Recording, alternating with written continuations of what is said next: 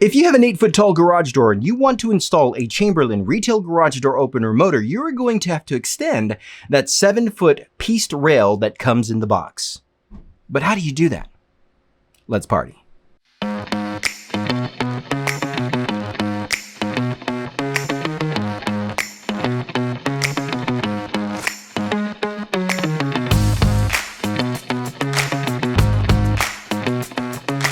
We have this Chamberlain 6753T garage door opener motor that is on a 16 by 8 Wayne Dalton garage door. Now the issue that we're having with this motor right now is that they utilize the 7-foot rail. So when the door opens, it's not opening the total 8-foot clearance, the 8-foot height of the door. So in other words, the bottom section still has about a foot to travel in order to clear that 8-foot height, which is really bad because if you're not clearing that 8-foot height and you have the door somewhat down or in a position that is pitched or is not clearing that height, especially a high profile vehicle such as a tall truck that you want to park in your garage, and yet you're not able to make that clearance because you could easily scratch the bottom of the door. There's a number of issues, a perfect storm, a recipe for disaster, for accidents. This bottom section, in fact, has already been hit.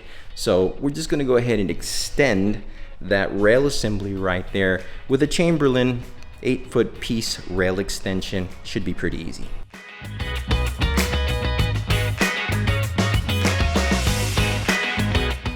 To replace a Chamberlain 8-foot rail extension kit, you will need to follow these steps. First, disconnect the power to your garage door opener motor by unplugging it or flipping the breaker that supplies power to it. Now the process of taking off the current rail assembly is fairly easy. You want to use a ladder or garage door stand like the one I use.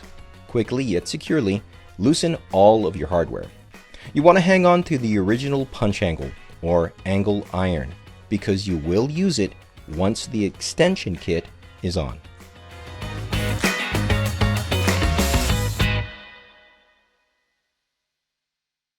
As you lower the motor to the ground, you want to detach the rail assembly from the garage door opener motor. It will be attached to the rail that extends from the motor head over to the end of the door. It secures onto the motor with 2 bolts. Next, using a socket wrench, loosen those bolts. Your next step will be taking off the 7-foot belt assembly. If you're not a garage door tech, you can throw it away. Most garage door guys will keep the 7-foot belt assembly for spare parts. Once the bolts are loosened and the belt is off, carefully slide the first rail extension kit off of the rail. The best way to do this is by prying the end tabs slightly outwards. A simple flathead screwdriver should do the trick. Now take the new rail extension kit and slide it onto the rail in the same position as the old one. From here, you simply reverse engineer.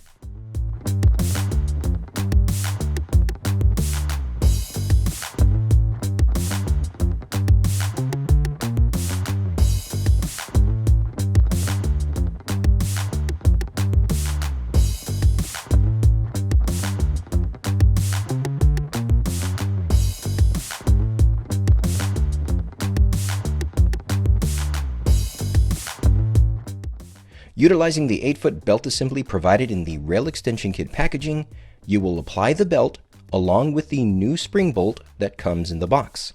It is best to use the new spring bolt to ensure everything is nice and tight.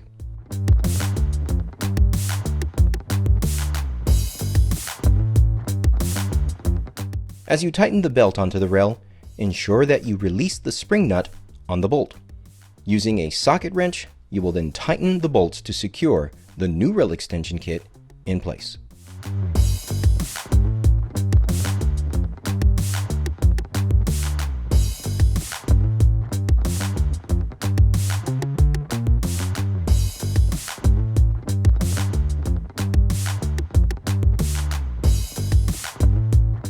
As you prepare to rehang your garage door opener motor, you will notice that your garage door motor extends further. This is a good thing. It's what you want in order for the garage door to clear the 8-foot opening.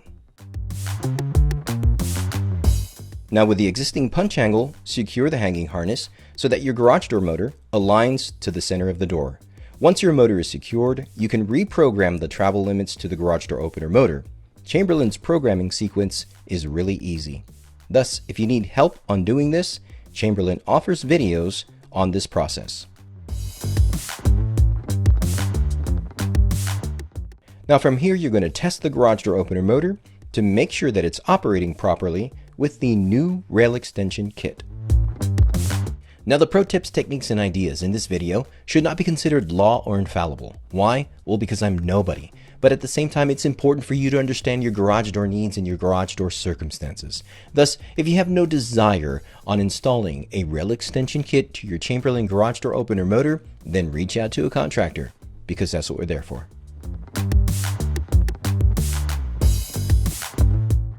Now there's a number of things to consider when looking for a new garage door opener motor. In fact, the rail assembly happens to be one of the more important aspects, and you can still install a one-piece rail assembly on a Chamberlain motor, yet there are some caveats and some things to consider.